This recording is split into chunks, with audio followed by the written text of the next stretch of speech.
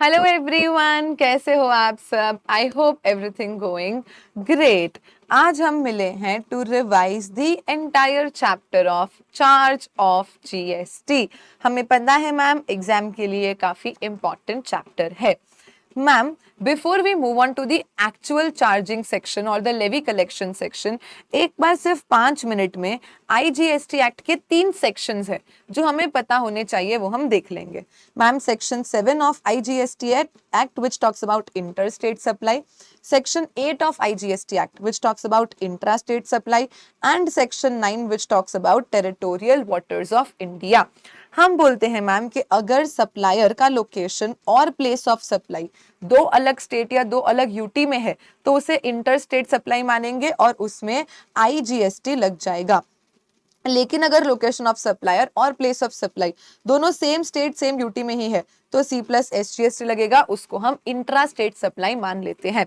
लेकिन अगर location of supplier या place of supply territorial waters of India में है तो हम उसको क्या करेंगे, डीम अज्यूम करेंगे कि वो नियरेस्ट कोस्टल स्टेट यूटी पे सिचुएटेड है एंड फिर अकॉर्डिंगली CS या IGST का डिसीजन लेंगे। इंपोर्ट चाहे गुड्स का हो चाहे सर्विसेज का हो, एक्सपोर्ट चाहे गुड्स का हो चाहे सर्विसेज का हो, हमेशा हम उसको इंटर स्टेट सप्लाई ही मानते हैं। इवन अगर आप कभी स्पेशल इकोनॉमिक जोन यूनिट या डेवलपर को सप्लाई करो या उनसे कोई भी सप्लाई लो तो वो भी हमेशा इंटर स्टेट सप्लाई ही हो जाता है। मैम, ऐसा कोई भी ट्रांजैक्शन जो सप्लाई तो है पर कहीं फॉल नहीं हो रहा, इंट्रा स्टेट सप्लाई नहीं बन रहा, ऐसा कुछ भी है तो हम उसको ऑटोमेटिकली रेसिड्यूरी पॉइंट के चलते इंटर स्टेट सप्लाई मानेंगे और आईजीएसटी एक्ट लगा देंगे। वेरी सिंपल, बस एक ये छोटा सा एक्सप्लेनेशन दिमाग में रखना है। वैसे तो अनलेस अदरवाइज मेंशन्ड मैं जो भी एक्ट बोलूंगी हमेशा सीजीएसटी एक्ट ही होगा, बट बस आईजीएसटी एक्ट की ये 3 सेक्शन जहां पे लोकेशन ऑफ सप्लायर और प्लेस ऑफ सप्लाई को देख के डिसीजन लिया जाएगा, ना कि लोकेशन ऑफ रेसिपिएंट। समझो आज मैं गुजरात से हूं तो मेरा लोकेशन ऑफ रेसिपिएंट तो गुजरात है पर मैं गोवा जाके एक रिसोर्ट बुक कर लेती हूं तो ऐसे केस में मैम अकोमोडेशन सर्विसेज के लिए प्लेस ऑफ सप्लाई चैप्टर में देखा है कि जहां पे होटल होगा वही प्लेस ऑफ सप्लाई, तो मैम प्लेस ऑफ सप्लाई तो गोवा बन जाएगा एंड जो सप्लायर है रिसोर्ट का ओनर, रिसोर्ट खुद, वो भी तो गोवा में ही रजिस्टर्ड होगा मैम, तो लोकेशन ऑफ सप्लायर भी गोवा। तो भले ही मैं रेसिपिएंट गुजरात की हूं पर फिर भी ये क्या माना जाएगा, इंट्रा स्टेट सप्लाई ही माना जाएगा, क्योंकि हमारे लिए इंपॉर्टेंट क्या है, लोकेशन ऑफ सप्लायर और प्लेस ऑफ सप्लाई, ना कि location of recipient. Right ma'am, इतना सा इंफॉर्मेशन लेके अब हम एक्चुअली स्टार्ट करते हैं हमारा चार्ज दैट इज लेवी का chapter. CGST act section number 9, the charging section, levy and collection section, correspondingly same to same section IGST act में सेक्शन 5 में दिया गया है। नाउ मैम, चार्जिंग सेक्शन में हमें पढ़ने हैं 5 सब सेक्शन। सबसे पहला normal levy. Normal levy simply बोलता है कि देखो भाई, अगर इंट्रा स्टेट सप्लाईज करोगे तो C+SGST, इंटर स्टेट सप्लाईज करोगे तो IGST। मतलब CGST एक्ट में CGST के बारे में लिखा है, IGST में I के बारे में और SGST में S के बारे में। मैंने कंबाइंड करके कॉमन नॉर्मल लेवी का यहाँ पे आपको प्रोविजन दे दिया विच सिंपली सेज कि भाई सारी सप्लाईज पे GST लगेगा। अब इंट्रा इंटर कैसे करना है वो हमने ऑलरेडी समझ लिया। एक्सेप्ट, लेकिन ma'am, alcoholic liquor for human consumption और अल्कोहलिक लिकर को मैन्युफैक्चर करने के लिए ये जो rectified spirits, unnatured, extra neutral alcohol use होती है, ये सब पे GST नहीं लगेगा। चार्जिंग सेक्शन में ही पर्टिकुलरली एक्सेप्शन डाल के लिख दिया है कि अगर ह्यूमन कंजम्पशन के लिए अल्कोहलिक लिकर है या अननेचर्ड एक्स्ट्रा न्यूट्रल अल्कोहल या स्पिरिट है जो मैन्युफैक्चरिंग के लिए यूज होती है, उन पे GST नहीं लगाना है। उन पे आज भी मैन्युफैक्चरिंग पे एक्साइज और सेल्स पे वैट CST लग जाता है। तो मैम, अल्कोहल को छोड़ के बाकी सारे गुड्स और सर्विसेज सप्लाई करने पे GST लगेगा। कौन कैसे कलेक्ट करेगा, तो टैक्सेबल पर्सन प्रिस्क्राइब मैनर में कलेक्ट करेगा, कलेक्ट करके गवर्नमेंट को पे कर देगा। मैम, GST की अमाउंट लाने के लिए हमें 2 ही वेरिएबल्स की रिक्वायरमेंट है, एक वैल्यू और एक रेट। तो वैल्यू क्या बोलती है मैम, मान लो 1000 रुपए का प्रोडक्ट है और उस पे 5% GST लग रहा है तो आई नो के 50 रुपीज मेरा GST अमाउंट हो जाएगा। So to arrive at GST amount I need value जो सेक्शन 15 के हिसाब से अपन समझ लेंगे, एंड आई नीड रेट जो बोलता है कि भाई गवर्नमेंट नोटिफाई करेगी HSN कोड के अकॉर्डिंग सारे गुड सर्विसेज का रेट। गवर्नमेंट को नोटिफाई करने के लिए रिकमेंडेशन कौन देता है ma'am? GST council. So on recommendation of council government will notify कि ये रेट ऑफ GST एप्लीकेबल होना चाहिए। अकॉर्डिंगली हम वैल्यू और रेट को मल्टीप्लाई करके GST का अमाउंट निकाल लेंगे। This is all about normal levy. Then ma'am 9(2) बोलता है GST ऑन नैप। ये 5 प्रोडक्ट है मैम, हमने बोला इनको तुम जाओ जाके नैप ले लो। इन 5 प्रोडक्ट को हमने बोला अभी तो देर है, तुम जाओ तब तक सो जाओ, तुमको उठा देंगे। तो high speed diesel, motor spirit, natural gas, aviation turbine fuel और पेट्रोलियम क्रूड, इन पे GST आज एप्लीकेबल नहीं है। लेकिन फुटूरे बोले तो मैम फ्यूचर, फुटूरे में गवर्नमेंट एक डेट नोटिफाई करेगी काउंसिल के रिकमेंडेशन पे, जब से इनके ऊपर GST लगना चालू हो जाएगा। बस मैम, तो एज ऑफ नाउ हमारे लिए इररेलेवेंट हो गया क्योंकि अभी तो GST नहीं लग रहा, फ्यूचर में किसी डेट से लगेगा। Then ma'am we talk about section 9(3) जो बात करता है रिवर्स चार्ज मैकेनिज्म की। मैम क्या होता है रिवर्स चार्ज मैकेनिज्म? देखो नॉर्मल लेवी में हमने क्या देखा कि नॉर्मली सप्लायर GST कलेक्ट करेगा और गवर्नमेंट को पे कर देगा, लेकिन रिवर्स चार्ज मैकेनिज्म में सप्लायर GST कलेक्ट नहीं करता, वो सिर्फ अपना टैक्सेबल वैल्यू लेता है, जेब में रखता है और चला जाता है। जो GST का अमाउंट बनता है वो रेसिपिएंट ही सामने से जाके और गवर्नमेंट को पे करता है। यू अंडरस्टैंड, बर्डन शिफ्ट नहीं हो रहा है, कंप्लायंस शिफ्ट हो रहा है। अगर नॉर्मल फॉरवर्ड चार्ज है 100 रुपए के गुड्स है और 5 रुपए का GST है, तो जो रेसिपिएंट है वो 105 देगा सप्लायर को, सप्लायर 100 अपने पास रखेगा और 5 गवर्नमेंट को दे देगा। अगर रिवर्स चार्ज मैकेनिज्म होगा तो मैम रेसिपिएंट सप्लायर को 100 ही देगा और रेसिपिएंट खुद से गवर्नमेंट को जाके क्या करेगा? 5 GST दे देगा। So if you ultimately see ma'am recipient की जेब से 105 ही जा रहा है, यस, सप्लायर को लास्ट में 100 ही मिल रहा है, हाँ, और गवर्नमेंट को 5 मिल रहा है, हाँ। तो चाहे फॉरवर्ड चार्ज हो चाहे रिवर्स चार्ज हो, जेब सबकी सेम या खाली होने वाली है या सेम भरने वाली है। It is just about the compliance के फॉरवर्ड चार्ज में सप्लायर कलेक्ट करके गवर्नमेंट को भरता है, पर रिवर्स चार्ज में रेसिपिएंट खुद ही आगे रह के जाके गवर्नमेंट को टैक्स देता है, सप्लायर के थ्रू नहीं देता है। तो ऐसी कौन सी गुड्स और सर्विसेज नोटिफाइड है, ऐसी कौन सी गुड्स और सर्विसेज नोटिफाइड है जिनके ऊपर रेसिपिएंट ही सामने से जाके RCM में गवर्नमेंट को टैक्स भर देता है? ये हमें समझना है। तो सबसे पहले यहाँ पे बर्डन शिफ्ट नहीं होता, जिसको टैक्स बेयर करना है वो तो हमेशा रेसिपिएंट ही रहेगा।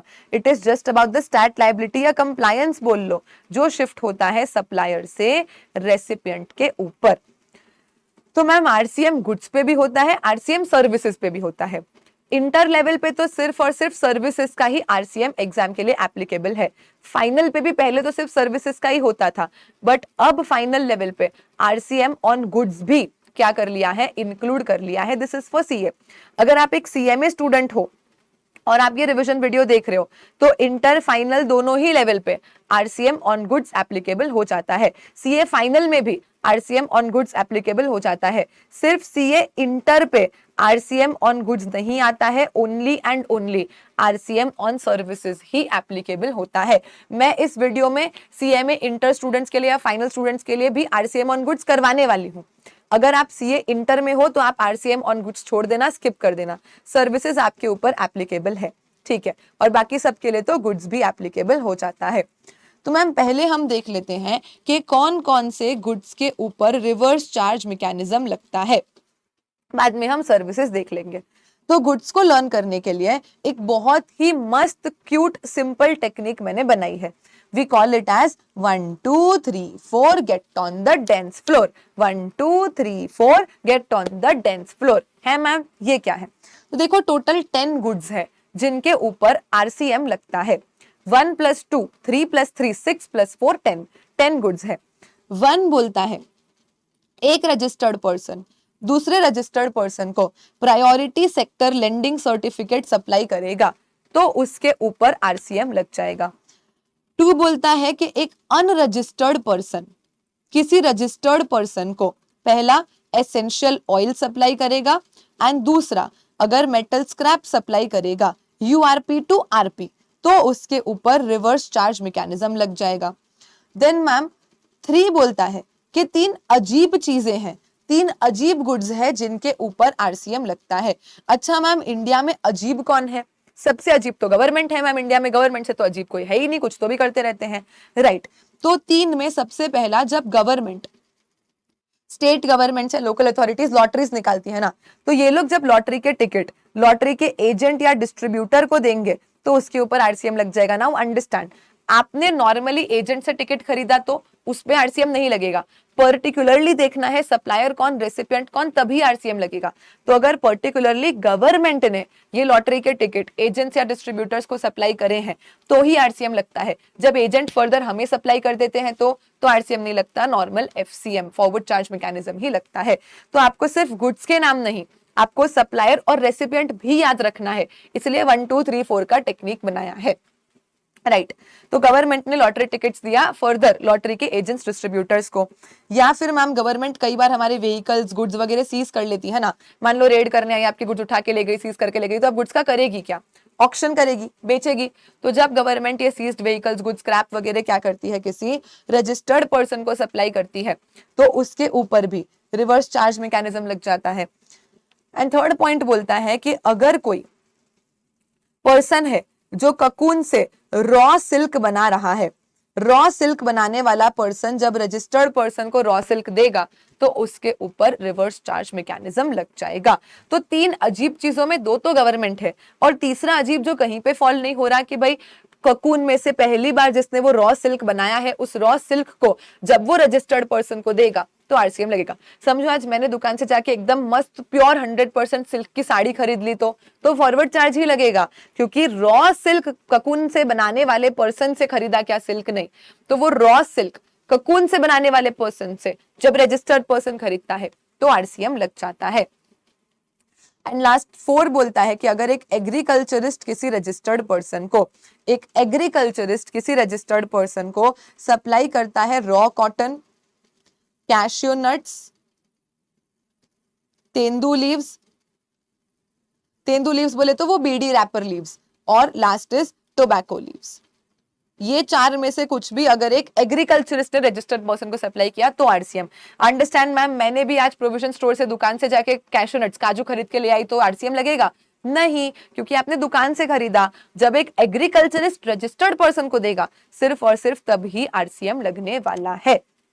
तो ये 10 चीजें हैं 1 2 3 4 जिनके ऊपर आरसीएम लगता है। 1 बोलता है registered person to another registered person, that is priority sector lending certificate. 2 बोलता है unregistered person to registered person, essential oils और मेटल स्क्रैप।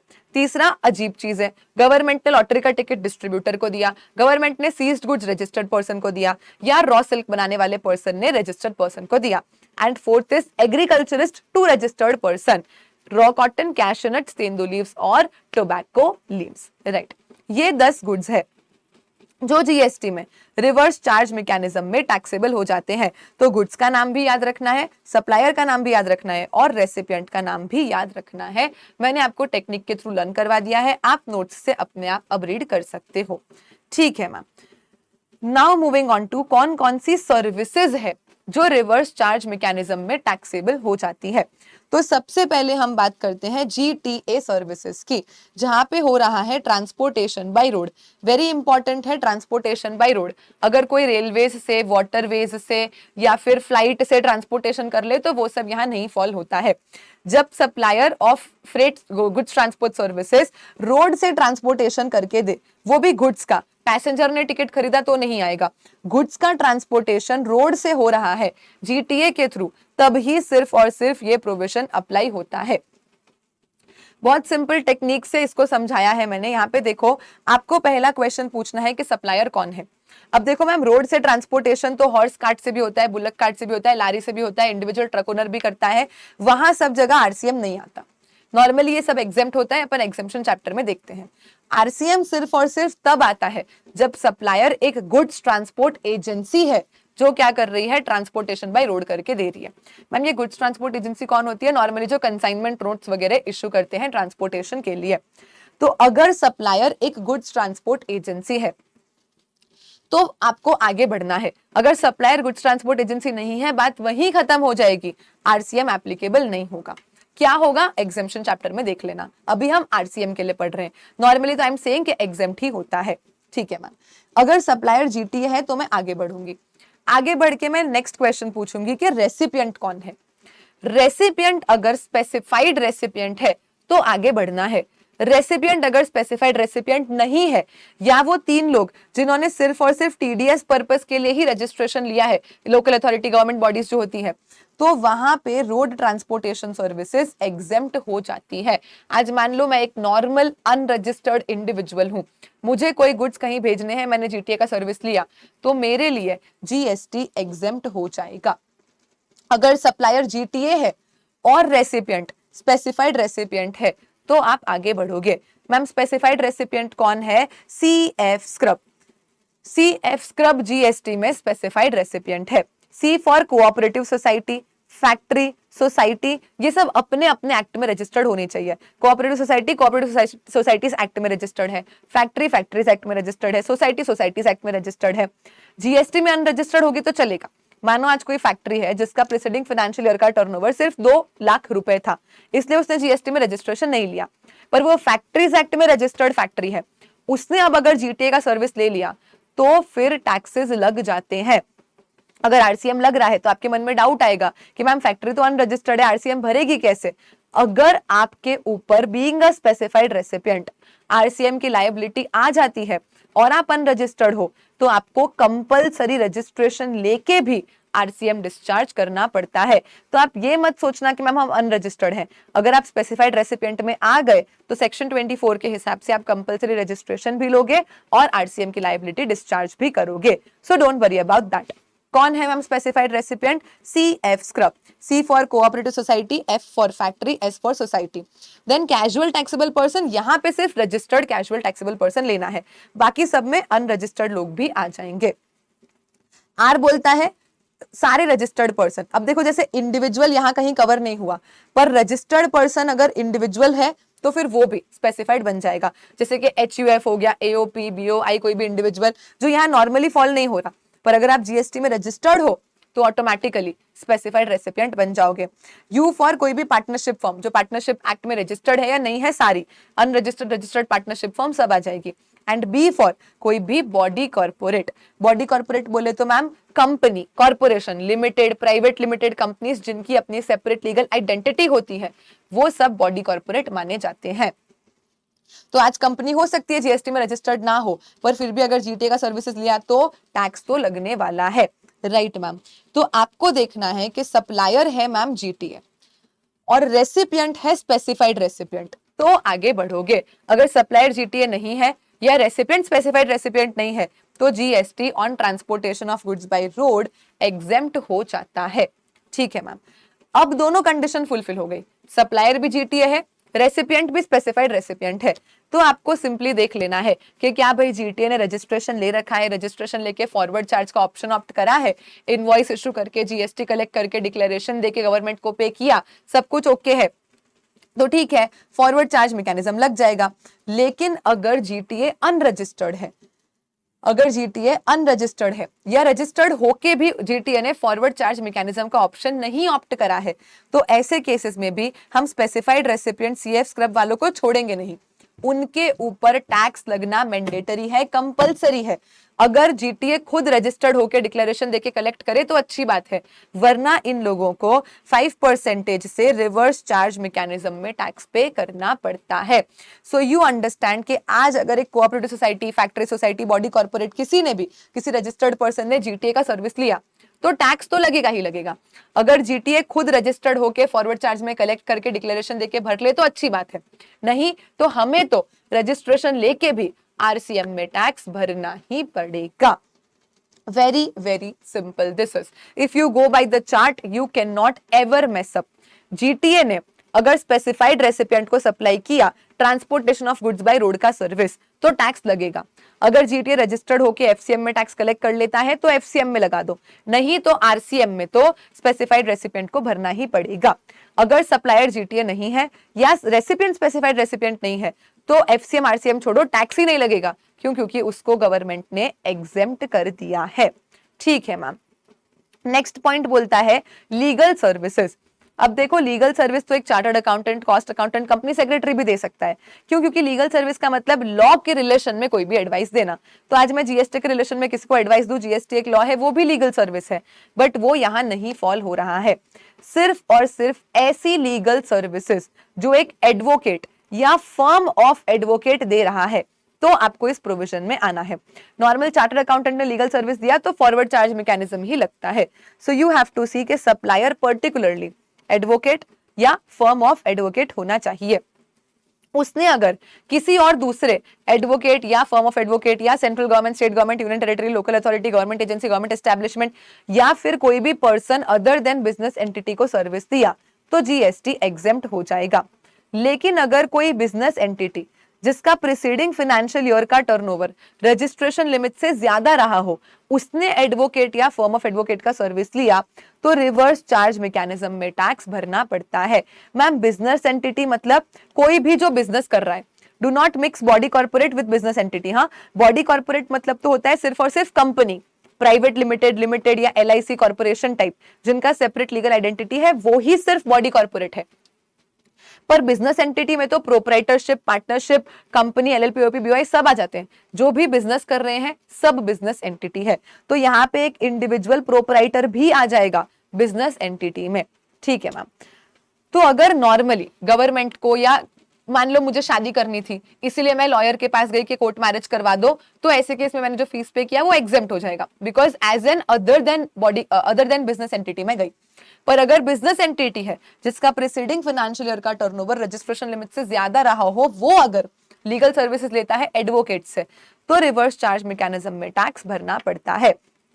मान लो मैम मेरा प्रीसीडिंग फाइनेंशियल ईयर का टर्नओवर तो सिर्फ और सिर्फ 3 लाख रुपए था, पर आउट ऑफ चुल मैम मजा आ रहा था, बस रजिस्ट्रेशन चाहिए, तो मैंने तो वॉलेंटरी रजिस्ट्रेशन ले लिया और अब मैं एडवोकेट का सर्विस लूं तो भी एग्जेम्प्ट ही होगा। आप एक्चुअली रजिस्टर्ड हो के नहीं वो इंपॉर्टेंट नहीं है। क्या आप लायबल थे? टर्नओवर 3 लाख का था, आप लायबल नहीं थे, फिर भी जबरदस्ती वॉलेंटरी रजिस्ट्रेशन ले लिया तो उससे आपके ऊपर लीगल सर्विसेज का आरसीएम एप्लीकेबल नहीं होगा। आप एक्चुअली रजिस्टर्ड हो के नहीं, वो जीटीए में मैटर करता है, जीटीए में आरसीएम लग सकता है, बट लीगल सर्विस में वेरी स्ट्रिक्टली, वेरी पर्टिकुलरली हमें सिर्फ प्रीसीडिंग ईयर का टर्नओवर देख के ही डिसीजन लेना है। करंट ईयर में अगर टर्नओवर मान लो बहुत ज्यादा हो गया मैम, पर पिछले साल कम था, तो भी इस साल तो आरसीएम नहीं लगेगा। अब जिस साल आपका टर्नओवर रजिस्ट्रेशन लिमिट से बड़ा है 10, 20 lakh, 10 lakh, 20 lakh, 40 lakh, whatever it is, तो अगले साल से आरसीएम लगता है। मान लो मैम FY 21, 22 में टर्नओवर 5 लाख था और 22, 23 में टर्नओवर 60 लाख था, तो इस साल तो आरसीएम नहीं लगेगा, इवन दो इस साल का टर्नओवर बढ़ गया है, क्योंकि हमें देखना क्या है, प्रीसीडिंग ईयर का टर्नओवर। अब अगले साल से मैम आरसीएम लगना चालू हो जाएगा। तो whether you are actually registered और नॉट, वॉलेंटरी लिया कि नहीं, इस साल का टर्नओवर क्या है, नथिंग मैटर्स।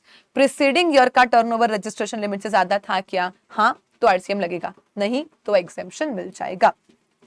ठीक है ma'am. Senior advocate not important for exam. Arbitral tribunal to business entity, अभी मान लो arbitration, mediation, conciliation, out of the court settlement वाली सर्विसेज ली है और वो सर्विसेज दी गई है CG, SG, UT, LA, government agency, government establishment या person other than business entity को, तो एग्जेम्प्ट। पर बिजनेस एंटिटी जिसका प्रीसीडिंग ईयर का टर्नओवर रजिस्ट्रेशन लिमिट से ज्यादा है तो रिवर्स चार्ज मैकेनिज्म लग जाएगा, नहीं तो exemption. Very similar to advocate legal service ही हो गया है। Right ma'am, this is important for exam, जो बोलता है अगर स्पॉन्सरशिप का सर्विस एनी पर्सन, पहले सिर्फ एनी पर्सन था, अब इन्होंने ऐड कर दिया अदर देन बॉडी कॉर्पोरेट। क्या बोला ma'am? Any person other then body corporate. अब समझ में आ गया ना, बॉडी कॉर्पोरेट कौन है मैम? कंपनी या मतलब corporation, private limited, limited companies वगैरह। तो अगर कोई बॉडी कॉर्पोरेट नहीं है तो ही इधर आना। मान लो किसी बॉडी कॉर्पोरेट ने स्पॉन्सरशिप का सर्विस दिया, स्पॉन्सरशिप का पैसा लिया, तो उसमें फॉरवर्ड चार्ज ही लगना है। सप्लायर बॉडी कॉर्पोरेट नहीं होना चाहिए, पर्टिकुलरली कंडीशन है। और जो रेसिपिएंट है जिसने एक्चुअली स्पॉन्सरशिप का पैसा दिया है सप्लायर को, वो होना चाहिए बॉडी कॉर्पोरेट या पार्टनरशिप फर्म इंडिया में, तो फिर आरसीएम लगता है। अब दोनों कंडीशन देखने की, सप्लायर बॉडी कॉर्पोरेट नहीं होना चाहिए, रेसिपिएंट बॉडी कॉर्पोरेट या पार्टनरशिप फर्म होना चाहिए। अगर ये दोनों कंडीशन फुलफिल होती है तो स्पॉन्सरशिप सर्विस पे आरसीएम लगता है। मान लो मैम ए लिमिटेड ने बी लिमिटेड को स्पॉन्सरशिप सर्विस दिया, मिस्टर ए ने बी लिमिटेड को स्पॉन्सरशिप सर्विस दिया, या ए लिमिटेड ने मिस्टर बी को स्पॉन्सरशिप सर्विस दिया, क्या होगा मैम? देखो, सप्लायर बॉडी कॉर्पोरेट नहीं होना चाहिए, सप्लायर बॉडी कॉर्पोरेट है तो सिंपली फॉरवर्ड चार्ज लगा दो। यहां सप्लायर बॉडी कॉर्पोरेट नहीं है, रेसिपिएंट बॉडी कॉर्पोरेट या पार्टनरशिप फॉर्म कुछ भी है तो यस मैम आरसीएम लगा देंगे। सप्लायर बॉडी कॉर्पोरेट है, मैटर यहीं पे क्लोज हो गया, अगेन फॉरवर्ड चार्ज मैकेनिज्म लग जाएगा, रेसिपिएंट देखने की जरूरत भी नहीं है। तो आपको दोनों साइड की कंडीशन देखनी है। Supplier can be any person, कौनी person, any person but not body corporate, and recipient mandatorily has to be a body corporate और पार्टनरशिप फर्म, तो ही रिवर्स चार्ज मैकेनिज्म लगता है। ठीक है मैम। उसके बाद हम बात करते हैं central government, state government, union territory, local authority, basically government अगर किसी भी बिजनेस एंटिटी को, बिजनेस जो भी बिजनेस कर रहा है सब बिजनेस एंटिटी है, तो गवर्नमेंट अगर बिजनेस एंटिटी को कोई भी सर्विस देती है रिवर्स चार्ज मैकेनिज्म लग जाता है, एक्सक्लूडिंग माई पति। मेरा पति है, प्लीज तुम लोग मेरे पति को छोड़ दो। अरे छोड़ दिया मैम, ऐसे कैसे? चलो मेरे पति को अभी के लिए छोड़ दो, एग्जेम्पशन चैप्टर में वापस हम पति को पकड़ लेंगे, ऐसे छोड़ तो नहीं सकते ना, बेचारा इज वेरी नाइस। तो मैम मेरे पति को हम अभी के लिए छोड़ रहे हैं, थोड़े टाइम जाओ बॉयज नाइट एंजॉय करो, एग्जेम्पशन चैप्टर में वापस आ जाना। एग्जेम्पशन चैप्टर में हम पर्टिकुलरली देखेंगे कि मेरे पति के साथ क्या होगा, which is my ministry of railways. Normally forward charge ही लगता है, कुछ चीजें हैं जो एग्जेम्प्ट है। डिपार्टमेंट ऑफ पोस्ट में भी हमको पता है मैम कि वो 10 ग्राम से कम वाले एनवेलप्स वगैरह एग्जेम्प्ट होते हैं, बाकी speed post, life insurance, agency, express parcel सब फॉरवर्ड चार्ज में टैक्सेबल होता है। Then aircraft vessel, inside outside port, airport, transportation of goods, passengers, सब पे क्या लगता है? फॉरवर्ड चार्ज लगता है। और रेंटिंग ऑफ इमूवेबल प्रॉपर्टी पे भी आरसीएम लगता है, पर 0.5 में नहीं लगता, 0.5 ए में लगता है, इसलिए 0.5 से उसको बाहर कर दिया है। तो एग्जैक्टली मेरे पति के साथ क्या करना है वो हम एग्जेम्पशन चैप्टर में देख लेंगे। उसके अलावा मान लो गवर्नमेंट से कोई नेचुरल रिसोर्सेज का राइट्स लिया, ऐसा कुछ भी किया, ये सब पे क्या लगता है? कोई लाइसेंस लिया, माइनिंग का लीज कॉन्ट्रैक्ट वगैरह किया, सब पे आपको आरसीएम भरना होता है। तो simply being a business entity, अगर आपने गवर्नमेंट से कोई भी सर्विस लिया तो आपको रिवर्स चार्ज मैकेनिज्म में टैक्स भरना है। लेकिन मेरे पति में कहीं पे आरसीएम भी आ सकता है, एग्जेम्पशन भी हो सकता है, एफसीएम भी हो सकता है। पर्टिकुलरली क्या होगा वो हम देख लेंगे कहां पे मैम? एग्जेम्पशन चैप्टर के साथ। इवन यहाँ पे भी कुछ कंडीशन है, हाँ, ब्लैंकेटली बिजनेस एंटिटी को सब कुछ आरसीएम भरना है ऐसा नहीं है। टर्नओवर की लिमिट भी देखी जाती है, कंसिडरेशन भी 5,000 से ज्यादा होना चाहिए, सब थोड़े से एक्स्ट्रा पॉइंट्स है। बट ये पूरा का पूरा पॉइंट हम वापस डिस्कस करते हैं एग्जेम्पशन चैप्टर में। एग्जेम्पशन चैप्टर का रिविजन वीडियो ऑलरेडी मैं यूट्यूब पे अपलोड कर चुकी हूँ, तो आप वहां पे गवर्नमेंट के ब्लॉक में जाके और इसको कवर कर सकते हो into much details. Okay ma'am, अभी पर्टिकुलरली खाली रेंटिंग ऑफ इमूवेबल प्रॉपर्टी हम यहाँ पे कवर करते हैं, जो क्या बोल रहा है कि अगर government, again ministry of railways को छोड़ दो, उसमें नॉर्मली फॉरवर्ड चार्ज लगता है। मिनिस्ट्री ऑफ रेलवेज के अलावा कोई भी गवर्नमेंट डिपार्टमेंट क्या करती है? रजिस्टर्ड पर्सन को इमूवेबल प्रॉपर्टी रेंट पे देती है। 5,000 से ज्यादा कंसिडरेशन एंड 5,000 पर एनम है मैम, मतलब बहुत कम हो गया। पूरे साल का रेंट अगर 5,000 तक है तो एग्जेम्प्ट, पूरे साल का रेंट अगर 5,000 से ज्यादा है तो पूरे अमाउंट के ऊपर आपको रिवर्स चार्ज मैकेनिज्म भरना पड़ता है। मैम 0.5 ए को 0.5 से अलग क्यों किया? क्योंकि यहाँ पे रेसिपिएंट बोला है बिजनेस एंटिटी, तो हो सकता है कि कोई बिजनेस एंटिटी रजिस्टर्ड ना हो पर इधर फॉल हो जाए, कंडीशंस फुलफिल हो जाए, शायद रजिस्ट्रेशन लेके भी आरसीएम भरना पड़े। बट 0.5 ए में क्या है? जो ऑलरेडी रजिस्टर्ड है हम सिर्फ उसी को आरसीएम के प्रोविजंस के लिए कवर कर रहे हैं। हम जबरदस्ती किसी यूआरपी को आरपी नहीं बनाना चाहते। देखो रेंटिंग ऑफ इमूवेबल प्रॉपर्टी जब भी गवर्नमेंट करती है, आरपी को देती है तो आरसीएम लग जाता है। यूआरपी को renting of immovable property government ने किया तो एफसीएम लग जाता है। टैक्स तो हमेशा ही लगता है, पर दोनों ही केस में 5,000 पर एनम तक का अगर रेंट है तो जीएसटी एग्जेम्प्ट हो जाता है। मान लो 5,500 है तो एंटायर 5,500 टैक्सेबल होगा रजिस्टर्ड पर्सन के लिए आरसीएम, अनरजिस्टर्ड पर्सन के लिए फॉरवर्ड चार्ज मैकेनिज्म में। बराबर मैम, ये तो हुई गवर्नमेंट रेंटिंग की बात। अब आप बात करो मैम नॉर्मल रेंटिंग की, है ना? तो नॉर्मल रेंटिंग का एक सिंपल सा टेक्निक चार्ट समझाती हूँ, बहुत इजीली आपको पता चल जाएगा। हम दो पार्ट में इसको ब्रेक करते हैं। मैम अगर आपने करा है residential renting for residential purposes, residential dwelling for residential purposes, तो क्या होगा?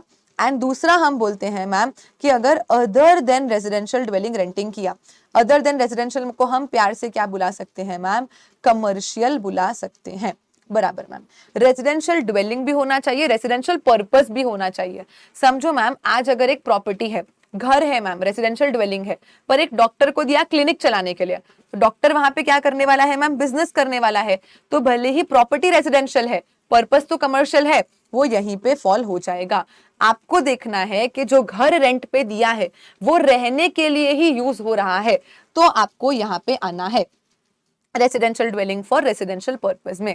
अब मैम घर तो एक बेसिक नेसेसिटी है, तो ऑब्वियस सी बात है गवर्नमेंट इसे हमेशा एग्जेम्प्ट ही करना चाहेगी, तो हम बोलेंगे कि सप्लायर एनी पर्सन होगा, रेसिपिएंट अनरजिस्टर्ड है तो भी जीएसटी एग्जेम्प्ट हो जाएगा रेसिडेंशियल प्रॉपर्टीज पे रेंटिंग के लिए। और अगर रेसिपिएंट रजिस्टर्ड पर्सन है जो सिंपली खुद या अपनी फैमिली के साथ पर्सनली रहने के लिए घर रेंट पे ले, तो भी हम एग्जेम्प्ट कर देंगे। जस्ट बिकॉज वो रजिस्टर्ड है इसका ये मतलब नहीं कि उसको घर के रेंट पे भी जीएसटी भरना पड़े। तो मैम अगर रेसिडेंशियल ड्वेलिंग है और रेसिडेंशियल पर्पस है, सप्लायर कोई भी होने दो, रजिस्टर्ड अनरजिस्टर्ड कोई भी होने दो, कोई फर्क ही नहीं पड़ता, आपको रेसिपिएंट देखना है। रेसिपिएंट अनरजिस्टर्ड है तो भी एग्जेम्प्ट, रेसिपिएंट रजिस्टर्ड है, अपनी फैमिली के लिए खुद रहने के लिए घर रेंट पे ले रहा है पर्सनल पर्पस, तो भी एग्जेम्प्ट है। पर अगर मान लो अपने स्टाफ के रहने के लिए घर रेंट पे ले लिया, कंपनी ने अपने डायरेक्टर के रहने के लिए घर रेंट पे ले लिया, तो कहीं ना कहीं ये रेंट हम कहाँ डालने वाले हैं, हमारे बिजनेस के पीएनएल में डालने वाले हैं। देखो अभी जो डॉक्टर वाला एग्जांपल लिया ना, वहां तो डॉक्टर खुद बिजनेस करने के लिए घर को रेंट पे ले रहा था, तो वो तो कमर्शियली हो गया। यहाँ पे मेरा स्टाफ बिजनेस नहीं करेगा, मैं एक रजिस्टर्ड पर्सन हूं, मेरा स्टाफ उस घर में रहने ही वाला है, तो रेसिडेंशियल ड्वेलिंग रेसिडेंशियल पर्पस ही है मैम, डायरेक्टर घर में रहने ही वाला है, पर स्टिल कहीं ना कहीं क्या है, ये कनेक्टेड टू बिजनेस है, जो रेंट पे होगा वो बिजनेस के पीएनएल में जाने वाला है ना। तो यहाँ पे क्या करना है, आपको रिवर्स चार्ज मैकेनिज्म भरना है बीइंग अ रजिस्टर्ड पर्सन। तो नॉर्मली पूरा का पूरा रेसिडेंशियल रेंटिंग एग्जेम्प्ट है, सिर्फ और सिर्फ जब रेसिडेंशियल रेंटिंग किसी रजिस्टर्ड पर्सन को दिया जाता है जो कहीं ना कहीं उसके बिजनेस के पीएनएल में रेंट को डेबिट करेगा, क्योंकि वो उसके स्टाफ के लिए, डायरेक्टर के लिए घर रेंट पे ले रहा है, तो उसको हम क्या करेंगे, रिवर्स चार्ज में टैक्सेबल करेंगे। पर मान लो उसने बिजनेस करने के लिए ही उस प्रॉपर्टी को रेंट पे लिया, तो फिर आप उसको कमर्शियल के साथ ही गिन लेना।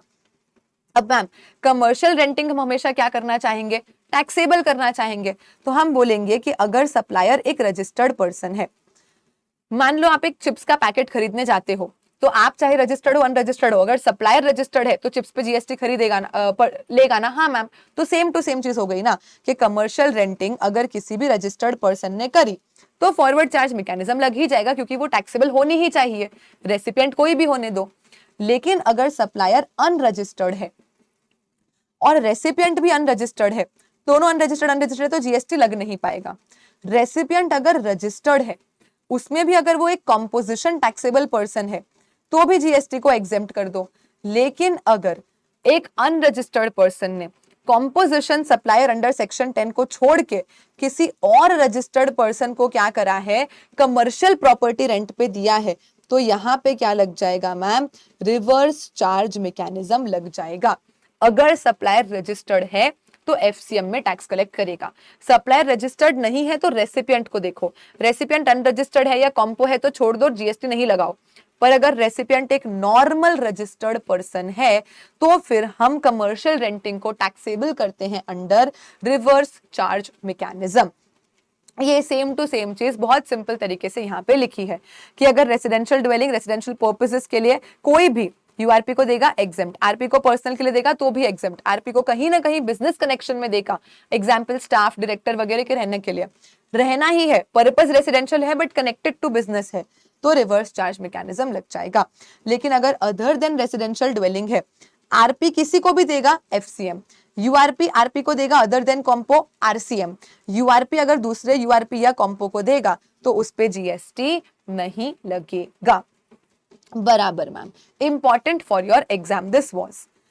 फिर मैम अगर कोई भी पर्सन है, सप्लायर एनी पर्सन है जो transferable development right, floor space index, additional floor space index, long term lease पे लैंड वगैरह बिल्डर को प्रमोटर को देता है। अमाउंट चाहे अपफ्रंट दो, पीरियोडिकली दो, सलामी बोलो, प्रीमियम बोलो, कॉस्ट बोलो, डेवलपमेंट प्राइस बोलो, अमाउंट को आप किसी भी तरह से बोलो, वो अमाउंट किसके लिए है ma'am? Transferable development right, floor space index, additional floor space index, long term lease वगैरह के लिए। तो भाई हम तो छोटे छोटे लोग, प्रमोटर बिल्डर्स एकदम बड़े बड़े लोग, तो फिर ये लोग क्या कर देंगे मैम? रिवर्स चार्ज मैकेनिज्म में ही गवर्नमेंट को टैक्स पे कर देंगे। बराबर मैम। उसके बाद अगर डायरेक्टर ने किसी कंपनी को, बॉडी कॉर्पोरेट को सर्विसेज दिया, तो अगेन मैम सप्लायर कौन? डायरेक्टर, रेसिपिएंट कौन? कंपनी। अभी एक कंपनी बड़ी होगी जिसमें बहुत सारे डायरेक्टर्स होंगे, तो रादर देन कि हम डायरेक्टर्स को लायबल बनाएं, हम कंपनी को लायबल बना देते हैं, वो इजी हो जाएगा। तो company being a recipient, director को जो भी सिटिंग फीस, प्रोफेशनल चार्जेस पे करेगी, उसके ऊपर कंपनी ही क्या कर लेगी मैम? रिवर्स चार्ज मैकेनिज्म में टैक्स पे कर लेगी। पर समझो मैम मैं तो एक होल टाइम डायरेक्टर हूँ, एग्जीक्यूटिव होल टाइम डायरेक्टर हूँ, मैं तो कंपनी से सैलरी लेती हूँ, सैलरी टीडीएस कटता है 192 सेक्शन में। अभी सैलरी तो मैम जीएसटी में नेगेटिव लिस्ट के हिसाब से, शेड्यूल 3 के हिसाब से सैलरी पे तो जीएसटी लगता ही नहीं है, तो फिर आरसीएम एफसीएम छोड़ो ना, जब सैलरी पे जीएसटी लगता ही नहीं है तो फिर उस पे जीएसटी लगेगा ही नहीं। पर मैम हमने सैलरी नहीं, हमने सिटिंग फीस, प्रोफेशनल पेमेंट्स दिए हैं अपने डायरेक्टर को, जिसमें टीडीएस कटता है सेक्शन 194 जे में, वो जीएसटी में आता है, और वो पॉइंट नंबर 6 में कवर होता है, जिसके ऊपर आपको रिवर्स चार्ज मैकेनिज्म भरना है एज अ कंपनी। अब एक समझो मैम, डायरेक्टर पर्सनल कैपेसिटी में और भी कुछ कर सकता है। मान लो डायरेक्टर का कपड़ों का भी दुकान है, तो कंपनी ने डायरेक्टर से कपड़े भी खरीदे, तो क्या उस पे भी कंपनी आरसीएम भरेगी? नहीं मैम, कपड़ों के साथ क्या होता है वो देखना।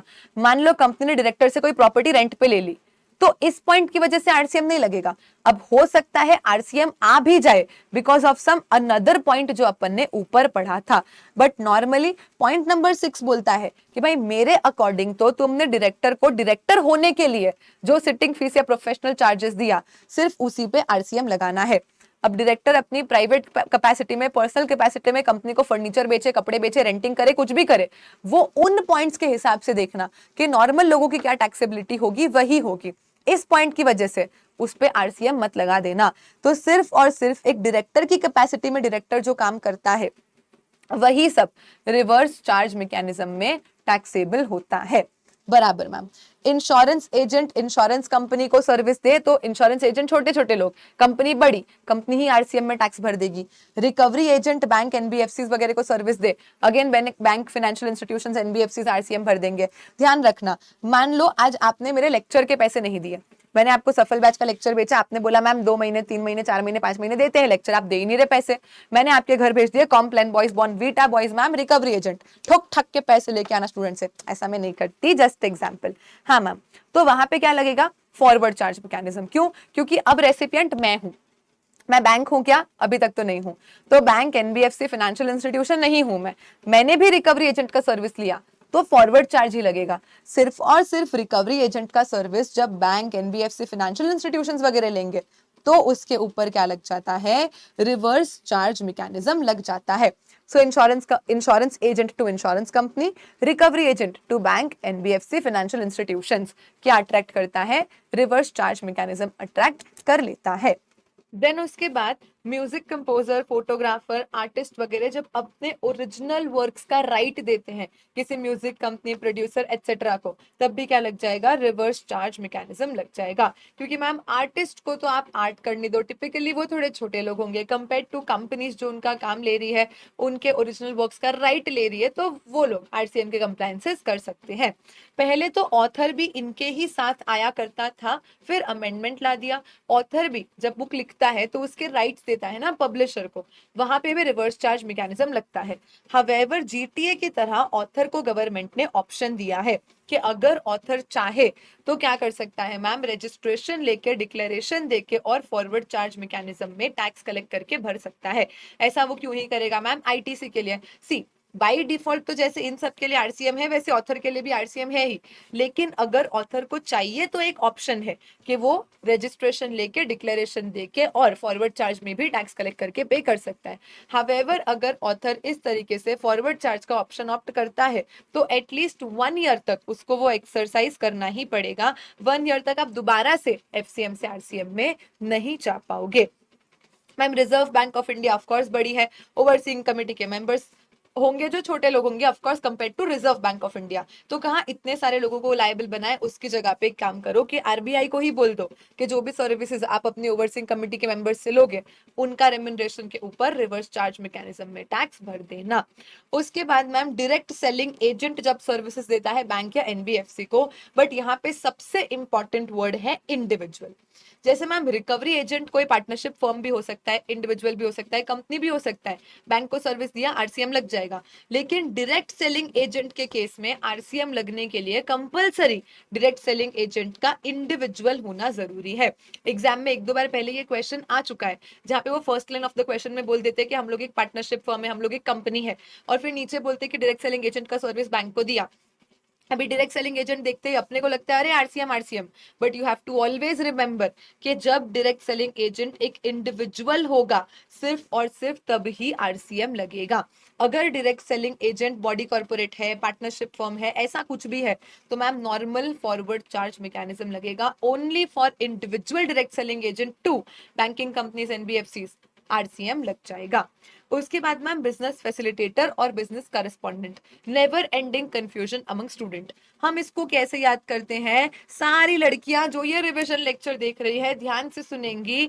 एक बीएफ कभी लायबिलिटी नहीं लेगा, लाइफ लेसन दे दिया आपको इस लेक्चर में। एक बीएफ कभी लायबिलिटी नहीं लेगा। बीएफ बोले तो बिजनेस फैसिलिटेटर, जब वो सप्लायर है और बैंक रेसिपिएंट है तो बैंक को बोलता है कि भाई मैं कंप्लायंस का लायबिलिटी नहीं लूंगा, मैं सप्लायर हूं, तुम रेसिपिएंट हो, तुम आरसीएम में टैक्स भरो। जब वो रेसिपिएंट है और उसका एजेंट सप्लायर है तब भी वो बोलता है कि अरे मैं लायबिलिटी नहीं लूंगा, मैं तो रेसिपिएंट हूं, तुम सप्लायर हो, तुम फॉरवर्ड चार्ज में टैक्स कलेक्ट करो और गवर्नमेंट को पे कर दो। यानी लड़कियों, एक बिजनेस फैसिलिटेटर, ध्यान रखना जिंदगी में बीएफ कभी भी लायबिलिटी नहीं लेगा। वो रेसिपिएंट है तो सामने वाले को बोलेगा एफसीएम में कलेक्ट करके भर, वो सप्लायर है तो सामने वाले को बोलेगा भाई रेसिपिएंट आरसीएम में टैक्स पे कर दे। एंड मैम उसका एग्जैक्टली ऑपोजिट, जिसका हम शॉर्ट फॉर्म नहीं बोलते, बेचारा, बीसी, बेचारा बिजनेस करस्पॉन्डेंट। ये बेचारा मैम हमेशा ही लायबिलिटी ले लेता है। जब ये सप्लायर है तो ये फॉरवर्ड चार्ज में कलेक्ट करके पे करता है, जब ये रेसिपिएंट है तो भी ये आरसीएम में गवर्नमेंट को पे करता है। It is not about the burden, burden तो हमेशा रेसिपिएंट का ही होगा, it is about the compliance requirements, कौन फुलफिल कर रहा है।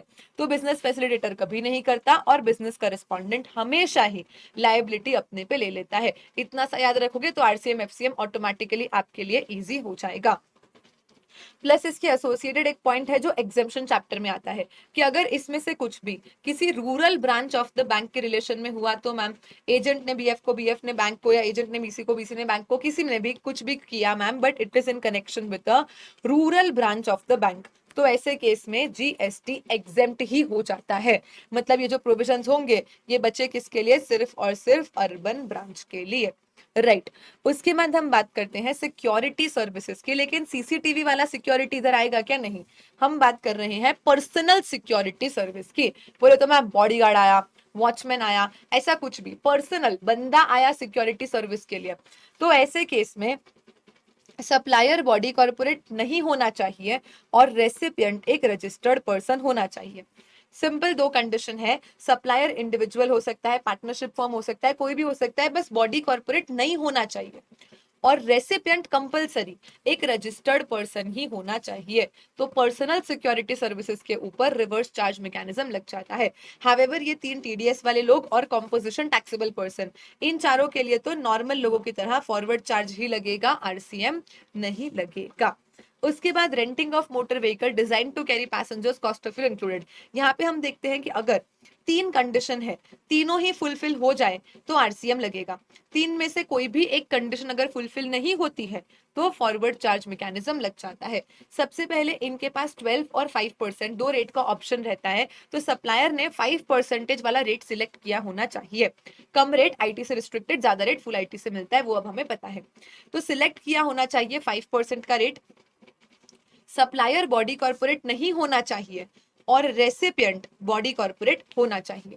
क्या तीन कंडीशन है ma'am, supplier should not be a body corporate, recipient should be a body corporate and the rate selected should be 5%। अगर ये ऑल थ्री तीनों कंडीशन का आंसर यस आता है तो रिवर्स चार्ज मैकेनिज्म लगेगा, वरना फॉरवर्ड चार्ज लग जाएगा। मान लो मैम ए लिमिटेड ने बी लिमिटेड को सर्विस दिया, renting of motor vehicle design to carry passengers cost of included. या मिस्टर ए ने मिस्टर बी को सर्विस दिया, या ए ने बी लिमिटेड को सर्विस दिया, या ए लिमिटेड ने मिस्टर बी को सर्विस दिया। तो समझो सिर्फ और सिर्फ जब सप्लायर बॉडी कॉर्पोरेट नहीं है और रेसिपिएंट बॉडी कॉर्पोरेट है, यहीं पे आरसीएम लगेगा, अज्यूमिंग 5% रेट सिलेक्टेड है।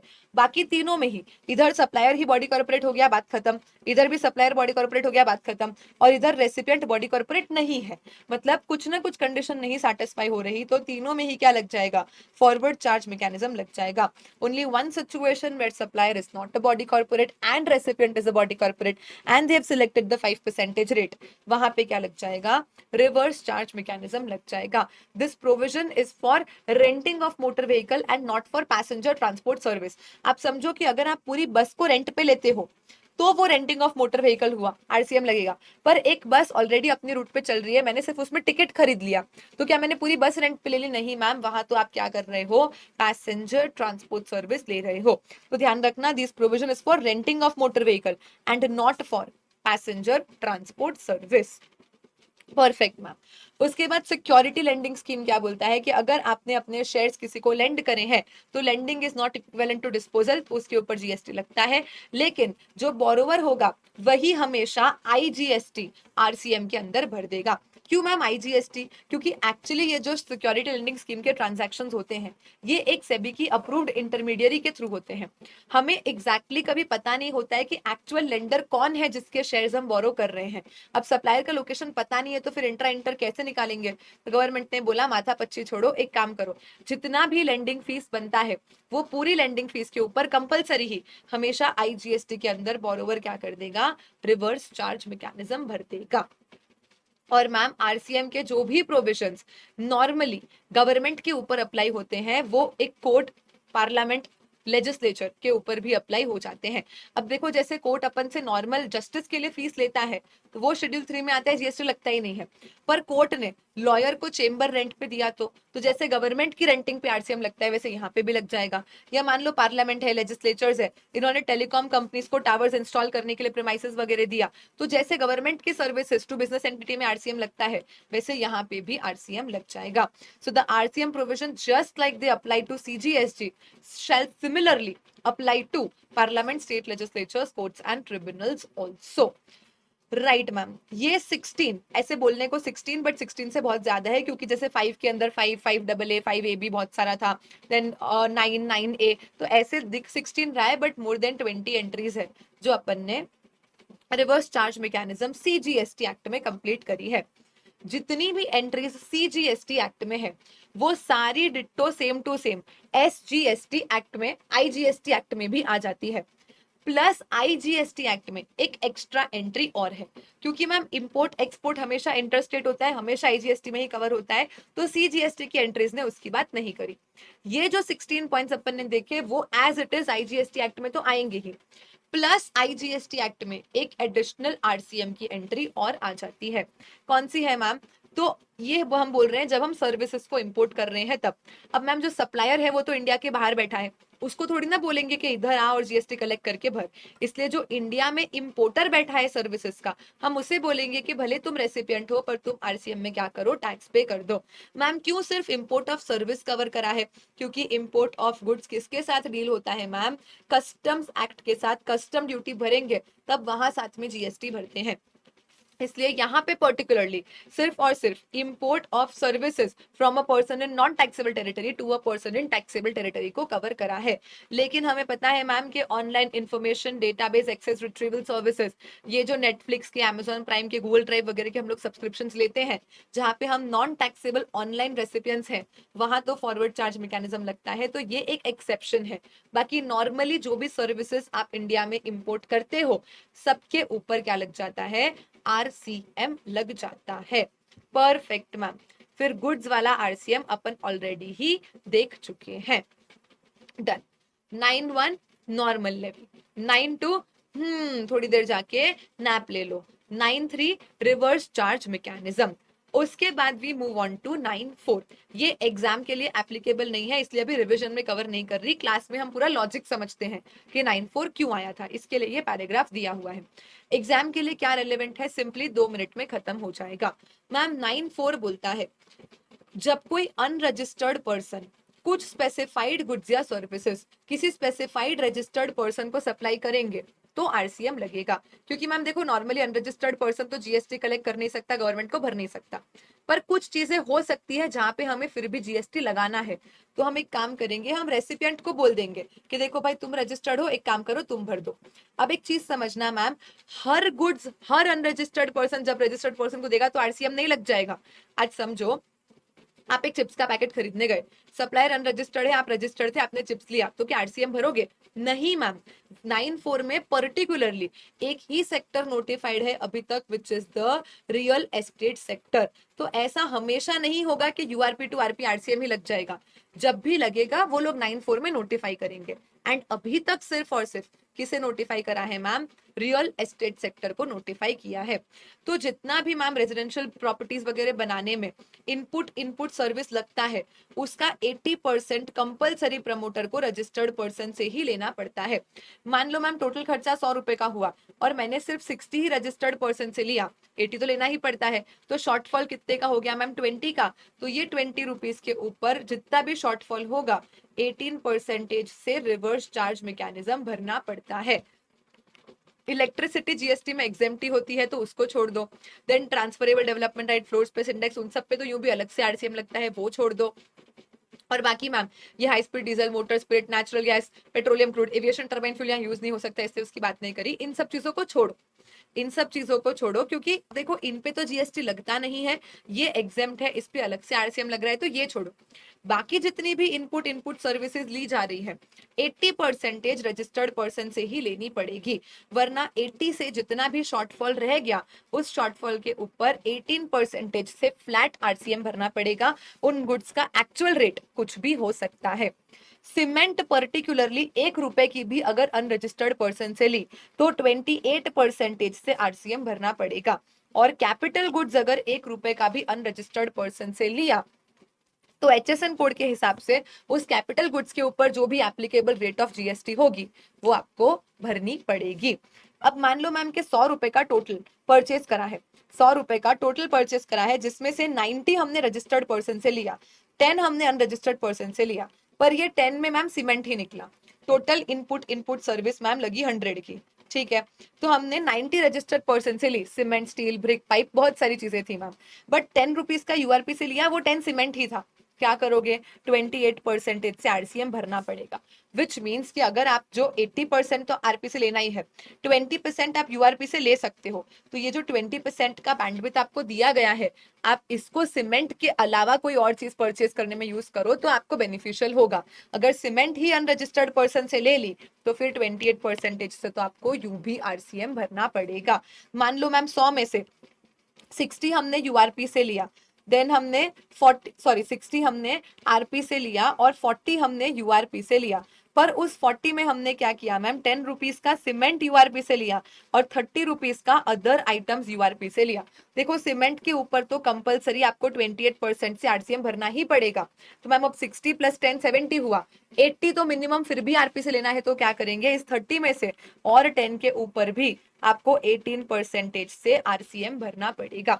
यानी सीमेंट यूआरपी से लेने में तो कोई फायदा नहीं है मैम, 28% जीएसटी आएगा ही आएगा।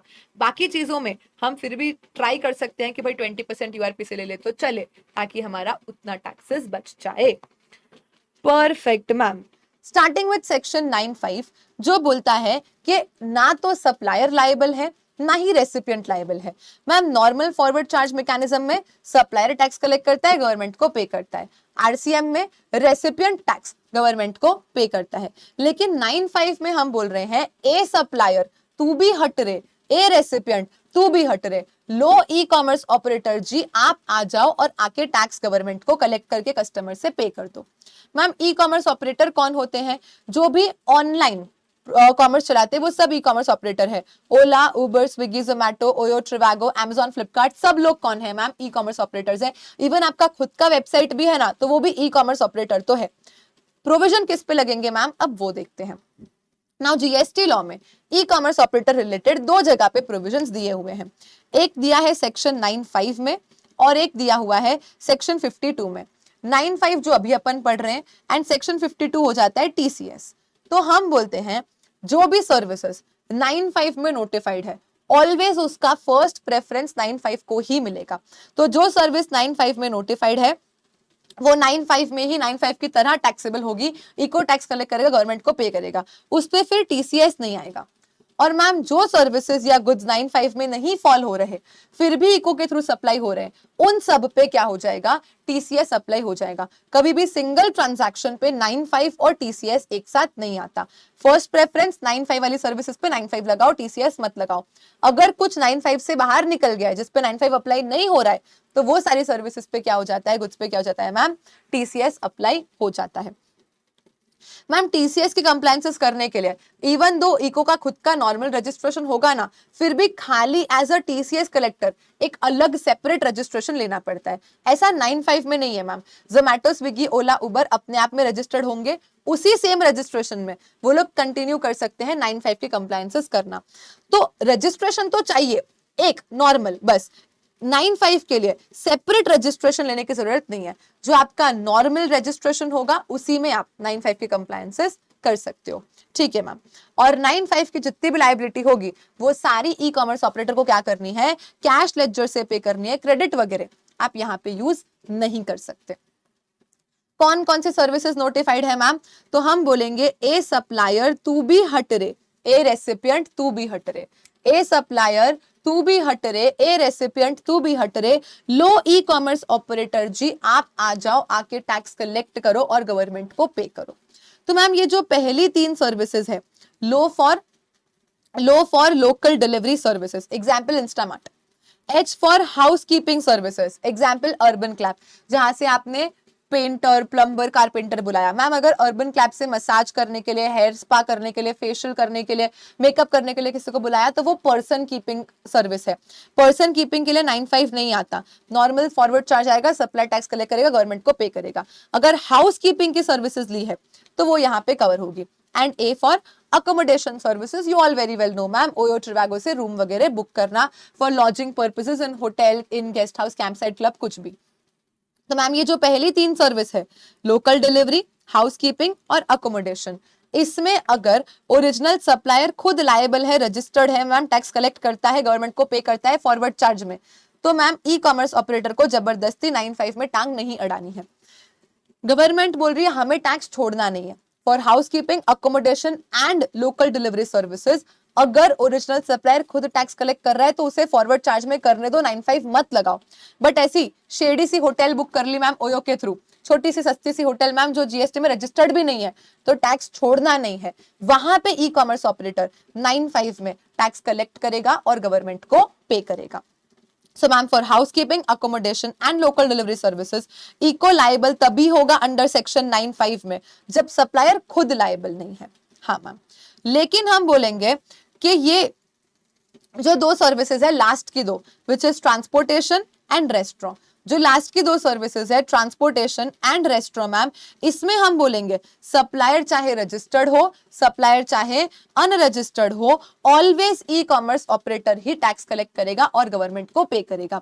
तो अगर मैंने स्विगी जोमैटो से खाना मंगवाया या मैंने ओला उबर से कैब बुक किया, हो सकता है रेस्टोरेंट जिससे मंगवाया वो रजिस्टर्ड हो, फिर भी मैम 9(5) में इको ही टैक्स कलेक्ट करेगा।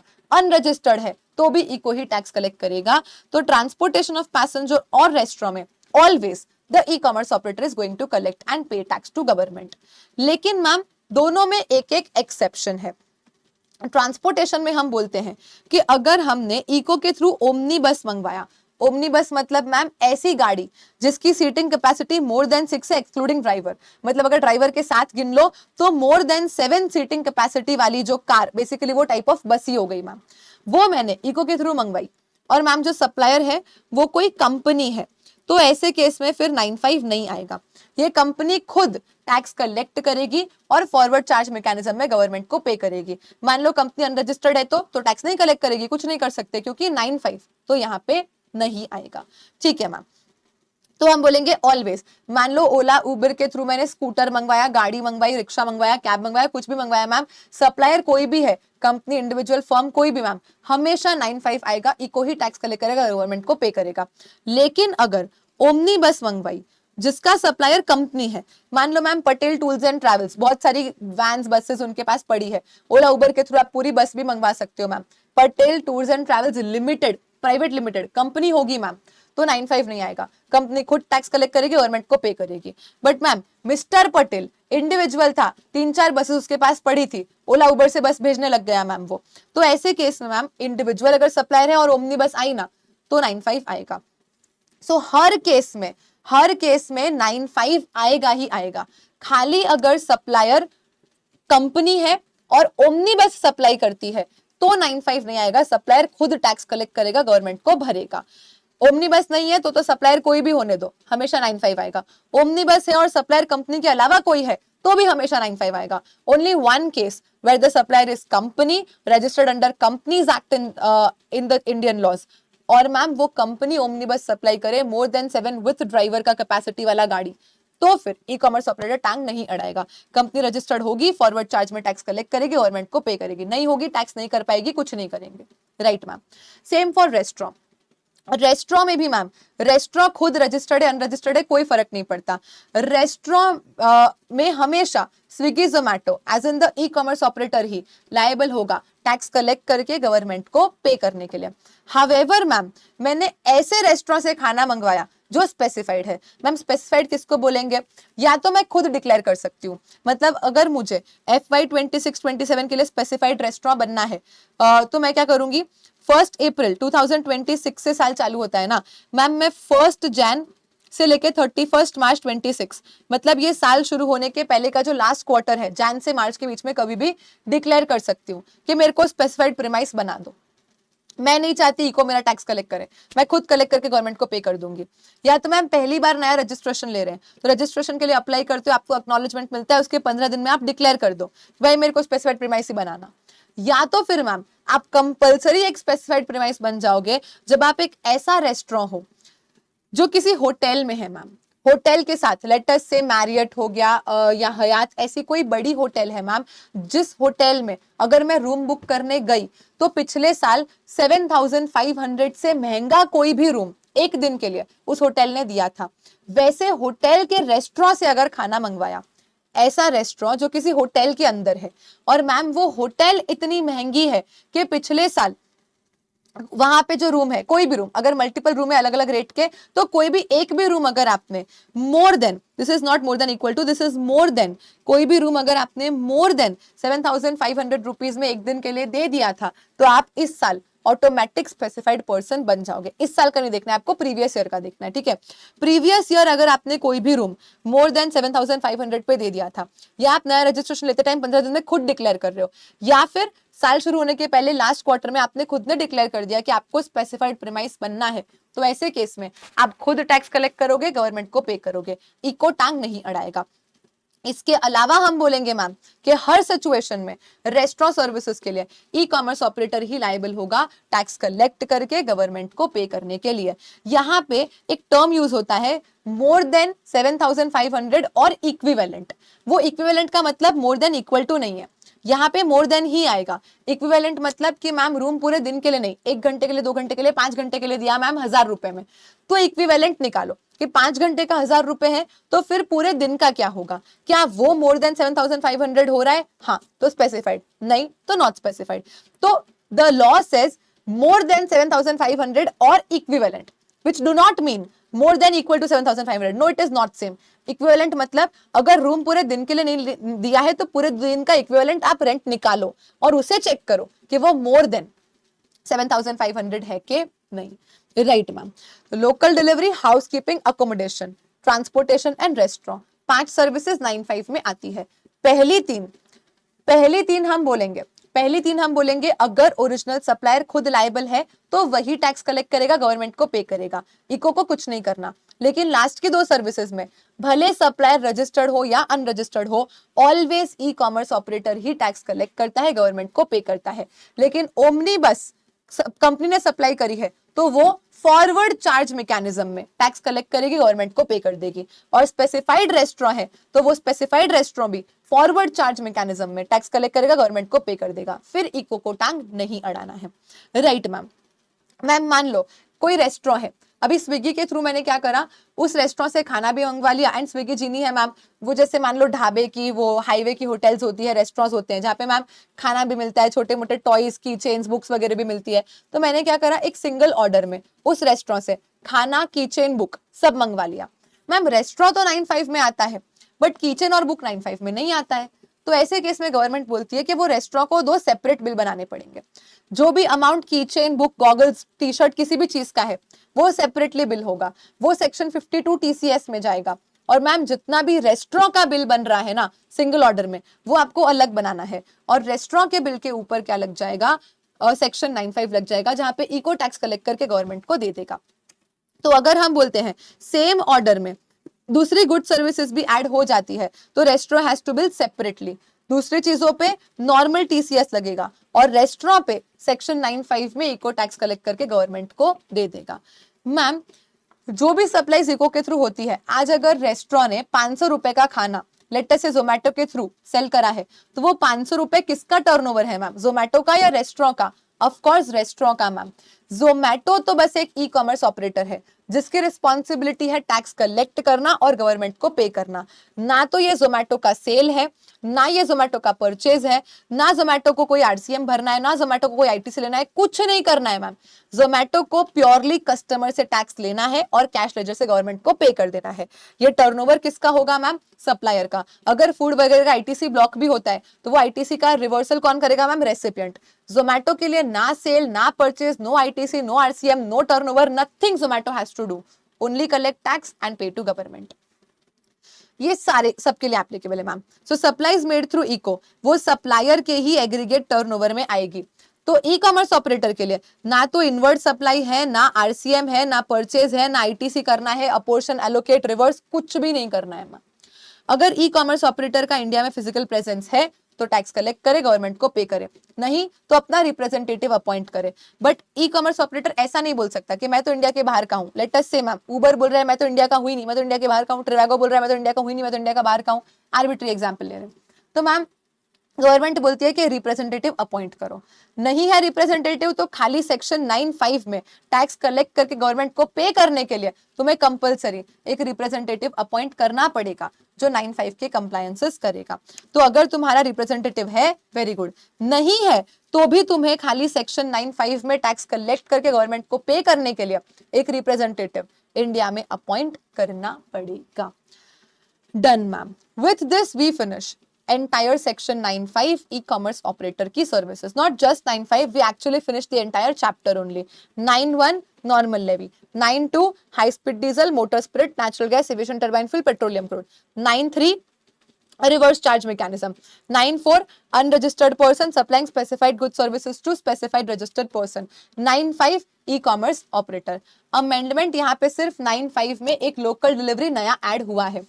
और मैम जो GTA का रेट 12% था वो प्रैक्टिकली 18% हो चुका है, लेकिन ना तो मॉड्यूल में अमेंड हुआ है, ना ICI ने अपने स्टार्ट अपडेट में बोला है, तो हम उसे अभी भी 12 की तरह ही पढ़ रहे हैं। सेम फॉर सीमेंट, सीमेंट का रेट प्रैक्टिकली 18% हो चुका है मैम सेक्शन 94 में, लेकिन फिर भी ICI ने अभी तक कहीं नोटिफाई नहीं करा है, मॉड्यूल चेंज नहीं किया है, स्टार्ट अपडेट भी चेंज नहीं किया है, तो हम 28% ही पढ़ रहे हैं। हावेवर आपको लोड लेने का टेंशन ही नहीं है क्योंकि मैम रेट्स वैसे भी ICI आपको एग्जाम में देने वाली है, रेट्स ICI वैसे भी आपको एग्जाम में देने वाली है, तो आपको उसका टेंशन लेना नहीं है। तो आप रेट काट भी दो, कोई फर्क नहीं पड़ेगा। GTA में फॉरवर्ड चार्ज में और सीमेंट में सेक्शन 94 में जो रेट्स लिखे हुए हैं वो प्रैक्टिकली अमेंड हो चुके हैं। बुक में क्यों चेंज नहीं करे हैं मैम? क्योंकि ICI ने अभी तक चेंज नहीं करा है। So as per ICI there is only one amendment in entire charge of GST chapter which is addition of local delivery services. Last page कुछ नहीं मैम, अपने आप से पढ़ सकते हो कि अगर गुड्स है तो GST में गुड्स पे कौन कौन से रेट लगते हैं मैम। अब तो 40% भी यहाँ पे ऐड हो चुका है। सर्विसेज है तो मैम कौन कौन से रेट्स लग सकते हैं और कौन सा रेट लगाना है वो हम कैसे डिसाइड करेंगे मैम। तो गुड्स के लिए HSN कोड यूज करेंगे, सर्विसेज के लिए स्कीम ऑफ क्लासिफिकेशन यूज करेंगे, ये अपन ऑलरेडी इंट्रोडक्शन में पढ़ चुके हैं। Done ma'am. With this I hope आप लोगों को सब कुछ समझ आया, मजा आया और याद हुआ। हमारा पूरा का पूरा चार्ज ऑफ जीएसटी चैप्टर यहाँ पे फिनिश हो जाता है। डन।